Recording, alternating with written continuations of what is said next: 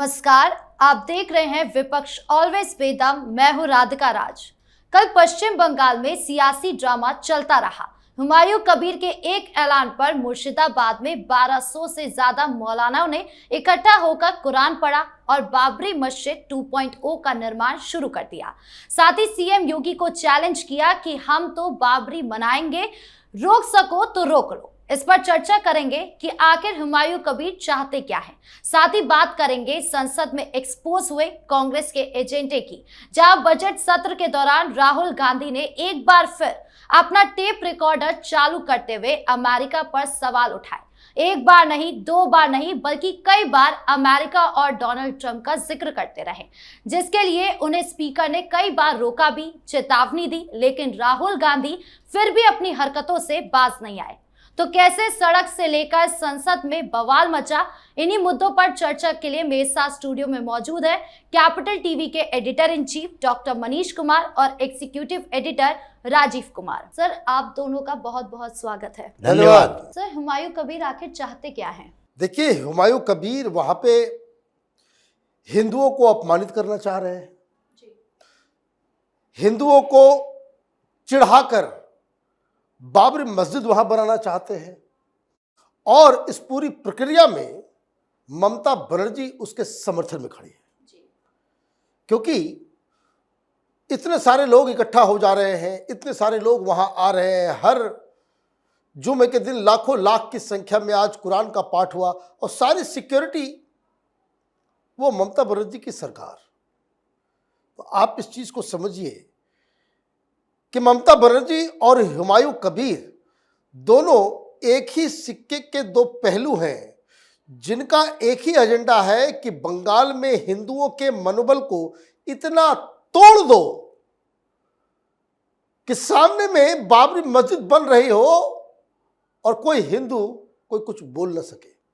ये खौफ, आतंक की सारी चीजों, तो ये तमाशा चल रहा है। और कर रहे हैं क्या कि भाई हमसे कोई लेना देना नहीं है, तो उसके ऊपर कोई पुलिस को भेज दिया, तो गिरफ्तार कर लिया, फिर छूट जाता है। ये जो पीछे एक बार बवाल हुआ तो भेज दिया पुलिस वाले को, और वहां पे बंगला मीडिया कि देखो ममता बनर्जी ने उसके ऊपर जो छापेमारी कर दी, घर में पुलिस और ये वो, 2 घंटे के बाद वो छूट गया। तो ये विचित्र किस्म का खेल चल रहा है। लेकिन what ever said and done, Hindustan के कानून के मुताबिक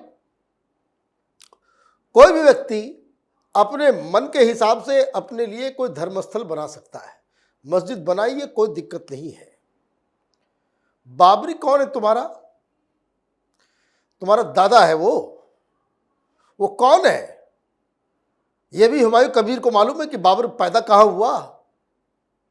आप बाबर के नाम से, जिसका बंगाल से कोई लेना देना नहीं, और उसके नाम से आप बना रहे हो, उसका मतलब क्या है कि वो बाबर जिसने हिंदुस्तान पे हुकूमत की, हिंदुओं को प्रताड़ित किया, वो आक्रांता के नाम पे अगर अब ये काम करोगे तो इसका कोई दूसरा पर्पस नहीं है। हिंदुओं के मनोबल को, हिंदुओं को बकायदा चैलेंज करने के लिए ये ममता बनर्जी और हुमायूं ये खेल खेल रहे हैं।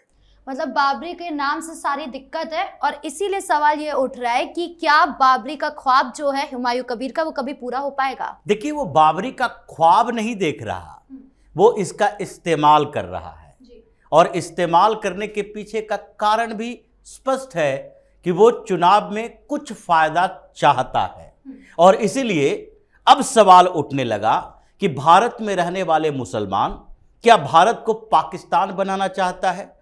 क्योंकि इन लोगों के नाम पर तो पाकिस्तान अपनी मिसाइलों का नाम रख सकता है, टैंक तोप का नाम रख सकता है, जगहों का नाम रख सकता है। भारत में तो नहीं रखा जाना चाहिए। भारत के किसी भी हथियार में कोई ऐसा जिक्र नहीं किया गया कि इन लोगों आक्रांताओं के नाम पर रखा जाए। लेकिन पाकिस्तान वाले इसे आक्रांता नहीं मानता। ये पाकिस्तान वाले मानते हैं कि इन्हीं लोगों के कारण तो आज पाकिस्तान बना है।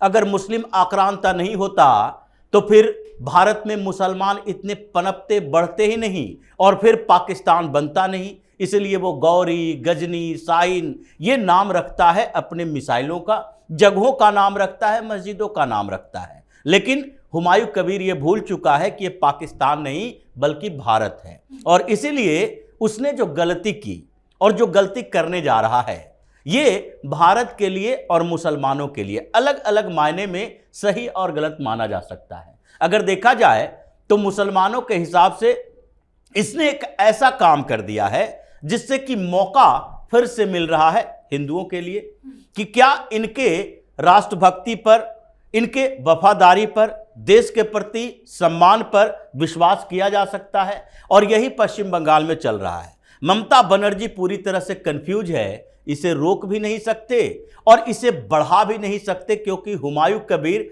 अभी अलग पार्टी बनाकर बैठा हुआ है।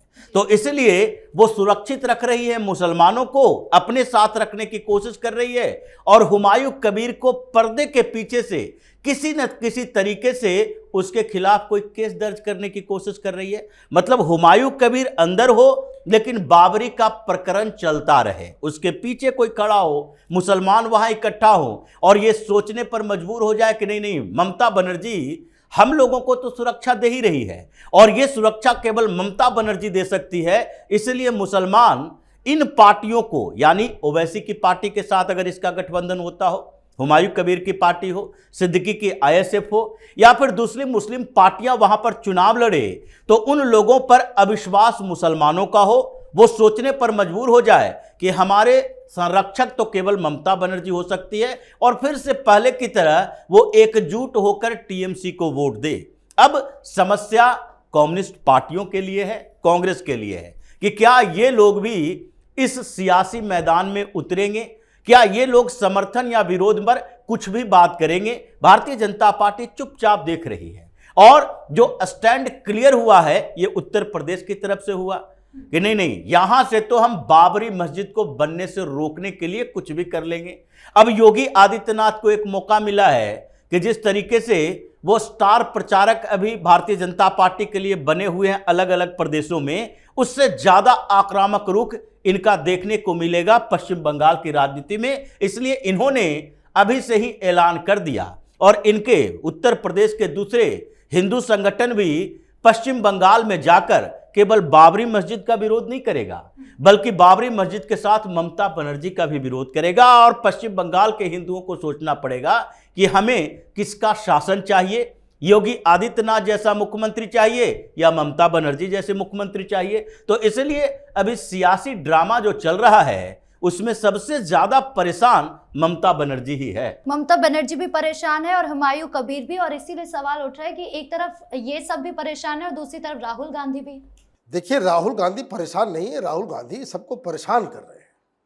ये व्यक्ति पूरी तरीके से उद्दंडता की सारी लक्ष्मण रेखाओं को रोज वो क्रॉस कर जाता है। कल वो पार्लियामेंट का भाषण देकर के बाहर निकला, आप अपना भाषण बोल गए, सरकार की तरफ से जवाब दी जा रही है, आप भाग लिए। मतलब आप कौन हैं भाई? आपके दिमाग में क्या कंफ्यूजन है कि कानून आपके साथ नहीं चलेगा?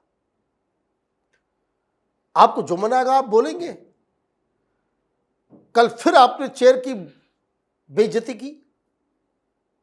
वहां पे जगदम्बिका पाल बैठे हुए थे, उनको ये करें कि सर आज मैं ज़्यादा एग्रेसिव नहीं हूं क्योंकि आप हमारे एक्स कांग्रेसी हैं,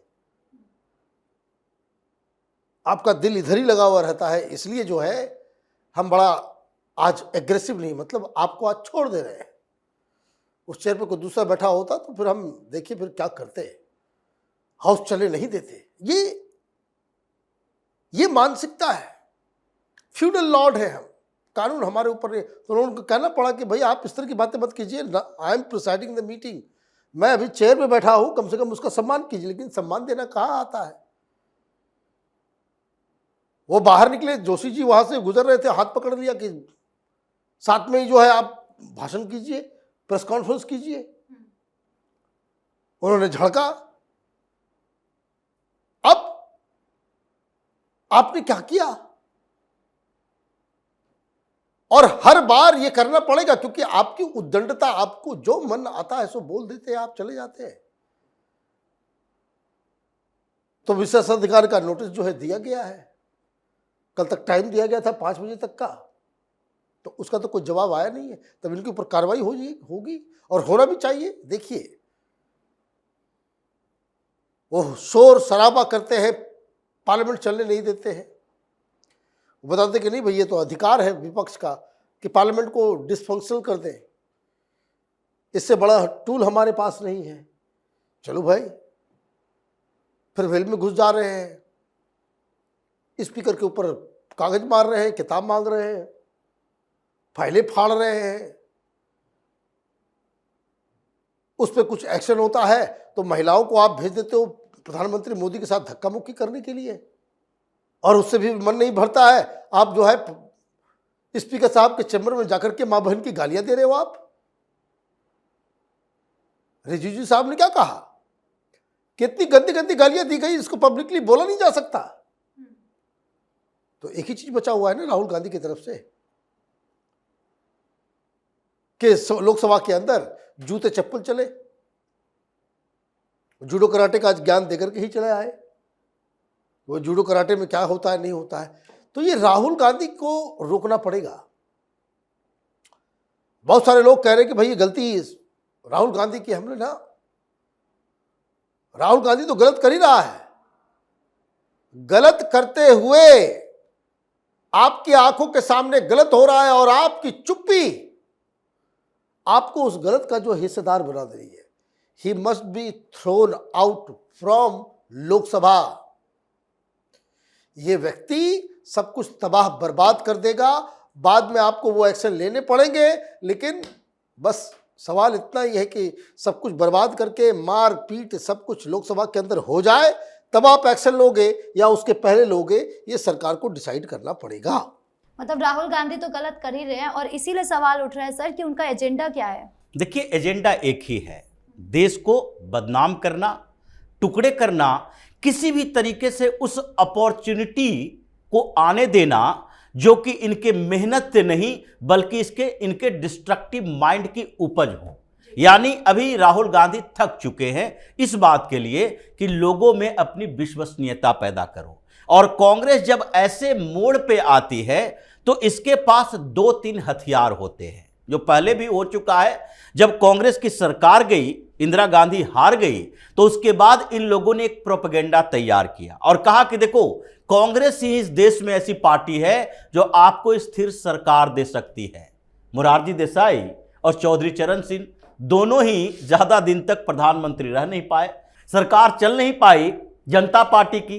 तो ऐसे में कांग्रेस ने कहा कि नहीं, इस देश में सरकार, अगर स्थिरता चाहिए सरकार में तो केवल कांग्रेस पार्टी ही है। लोग भी सोचने पर मजबूर हो गए कि हमने तो जनता पार्टी को वोट दिया था, इतनी पार्टियों की सरकार बनाई थी और ये लोग आपस में लड़ गए, इंदिरा गांधी को फिर मौका मिल गया। कोई मेहनत नहीं था, लेकिन उसके बाद बार बार ऐसा हुआ। संयुक्त मोर्चा की सरकार बनी, फिर इसने ऐसा ही प्रोपेगेंडा किया, और उसके बाद जब ये खत्म हो जाता है तो एक नया तरीका अपनाता है, आपस में लड़ाओ, जैसा कि लड़ाया गया वीपी सिंह और चंद्रशेखर के बीच। और ये जब इन सारी चीजों में प्रधानमंत्री मोदी और अमित शाह की एक संगठनात्मक क्षमता, इन लोगों के तरीके ने इसको हरा दिया। एनडीए में फूट नहीं पड़ सकती। ये चुनाव के बाद ही राहुल गांधी और उसकी टीम कह रहा था नहीं, इस बार तो मोदी की सरकार चलेगी ही नहीं, 6 महीना में गिरा देंगे। क्यों? चंद्रबाबू नायडू हैं, उधर नीतीश कुमार हैं, ये कुछ ऐसे लोग हैं जो कि कभी भी छोड़ सकते हैं, पहले भी छोड़ चुके हैं, तो इन लोगों को अपने साथ कर लेंगे। जब इन लोगों को लगा कि नहीं, ये हमारा पासा नहीं चल सकता, क्योंकि चंद्रबाबू नायडू या नीतीश कुमार कोई भी मोदी को छोड़कर नहीं आ सकते, अब इनके पास एक ही तरीका बचा कि एक विकल्प है हमारे पास, पूरे देश में बदनामी पैदा करो, ऐसी स्थिति पैदा करो, कहीं विस्फोट हो, कहीं हंगामा हो, कहीं दंगा हो, कहीं फसाद हो, और फिर कहेंगे देखिए मोदी से सरकार नहीं चल रही। विदेशों में जाकर प्रोपेगेंडा फैलाए। विदेशों की बात करें, डोनाल्ड ट्रंप प्रधानमंत्री मोदी के सामने झुका हुआ है, यह बात को उन्होंने उलटकर बताया। अमेरिका और भारत की ट्रेड डील, जो कि अमेरिका सीधे तौर पर भारत में नेगोशिएटर भेजा, उनका दिमाग खराब हो रहा था। अमेरिका का यह हालत खराब थे इस बात को लेकर कि भारत ईयू के साथ ट्रेड डील कर रहा है, लेकिन फिर भी इनको समझ नहीं आता कि ट्रंप बोल रहा है कि ईयू ने हमारी बात नहीं मानी, हम क्यों भारत के साथ अपना संबंध खराब करें, हम भी एक्स्ट्रा टैरिफ नहीं लगाएंगे। अमेरिका कितना भी दबाव बनाता रहा कभी भी मोदी ने एक बार ये बात नहीं कही कि हमको अमेरिका के साथ अच्छे संबंध की जरूरत है, लेकिन फिर भी आप तोड़ मरोड़ कर पेश कर रहे हो। मतलब देश को कमजोर बताओ। ये शशि थरूर ने कुछ समय पहले फिर से याद दिलाया था कि देखिए, प्रधानमंत्री को कमजोर बताने का मतलब देश को कमजोर बताना है। प्रधानमंत्री के सरेंडर का मतलब देश को सरेंडर बताना है। प्रधानमंत्री के हार का मतलब देश को हराना है। तो फिर भी आप देशद्रोह करते रहो। ये राहुल गांधी का एजेंडा है कि किसी तरीके से डिस्ट्रक्टिव सिचुएशन क्रिएट हो, ताकि लोगों को लगने लगे नहीं नहीं, एक बार फिर से राहुल गांधी जैसे नेता को मौका दो। भारतीय जनता पार्टी से सरकार शासन नहीं चल पा रही है, यही उनका डिस्ट्रक्टिव माइंडसेट है और इसीलिए वो किसी हद तक जा सकता है। राहुल गांधी, अभी संसद में हंगामा है, सड़क पर हंगामा है, दंगा हो सकता है, विस्फोट हो सकता है, या किसी तरह से कॉन्स्पिरेसी कर सकता है अभी प्रधानमंत्री मोदी के खिलाफ। इन तमाम मुद्दों पर जानकारी देने के लिए आपका बहुत बहुत धन्यवाद। धन्यवाद। तो कुल मिलाकर कल का दिन साफ दिखाता है कि राजनीति अब सिर्फ मुद्दों की नहीं रही, ये चुनौतियों और वोट बैंक की जंग बन गई है। यूपी से बंगाल तक, संसद से सड़क तक, हर जगह तनाव चरम पर है। आपकी इस पूरे मामले को लेकर क्या राय है, कमेंट बॉक्स में जरूर बताएं। धन्यवाद।